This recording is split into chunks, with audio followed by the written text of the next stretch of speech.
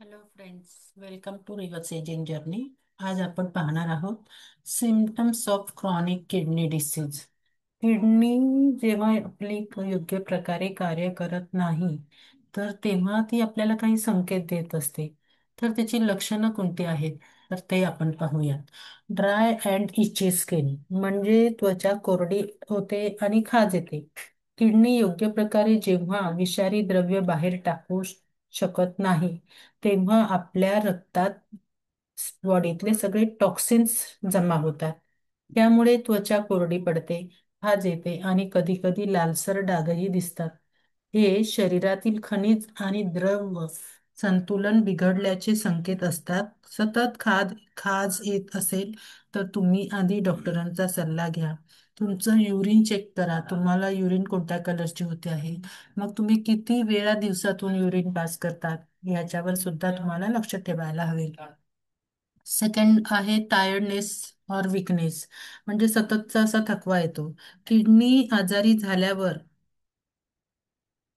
Erythropoietin नावाचे hormones कमी होतात, ज्याच्यामुळे रक्तातील लाल पेशी कमी होतात. ॲनिमिया होतो आपल्याला. त्याच्यामुळे शरीराला पुरेसा ऑक्सिजन मिळत नाही आणि थकवाही जाणवतो. साध्या कामानंतरही दम लागतो किंवा शक्ती कमी वाटते. हा थकवा सतत जेव्हा जाणवत असतो ना आपल्याला, तेव्हा आपण किडनीची तपासणी करायला पाहिजे. आपण डॉक्टरकडे जायला पाहिजे.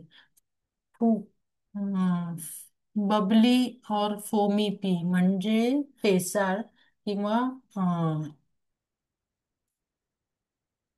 फेसाळ किंवा अशी फेस फुगरी अशी लघवी येते, म्हणजे लघवीला फेस येतं. म्हणजे जेव्हा त्यात जास्त प्रमाणात प्रोटीन जातात, प्रोटीन युरिया होऊ शकतं.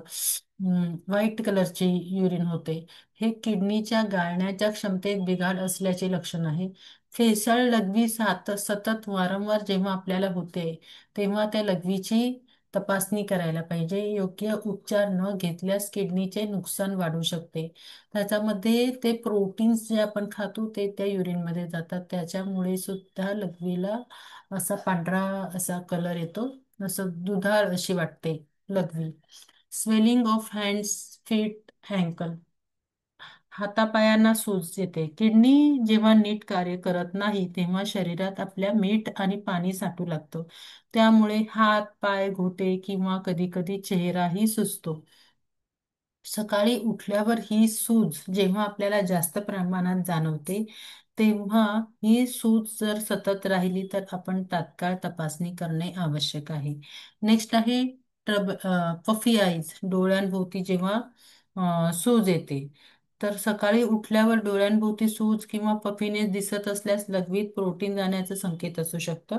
हे किडनी कार्य बिघडल्याचं सुरुवातीचं लक्षण आहे. कधी कधी हे ॲलर्जीमुळेही होऊ शकतं, पण सतत दिसल्यास डॉक्टरांकडे तपासणी करावी. योग्य वेळी निदान झाल्यास उपचार सोपे होतात. नेक्स्ट आहे ट्रबल स्लीपिंग म्हणजे झोप न लागणे. किडनी खराब झाल्याने शरीरात टॉक्सिन्स वाढतात, जे मेंदूवर परिणाम करून झोपेचं चक्र बिघडवतात.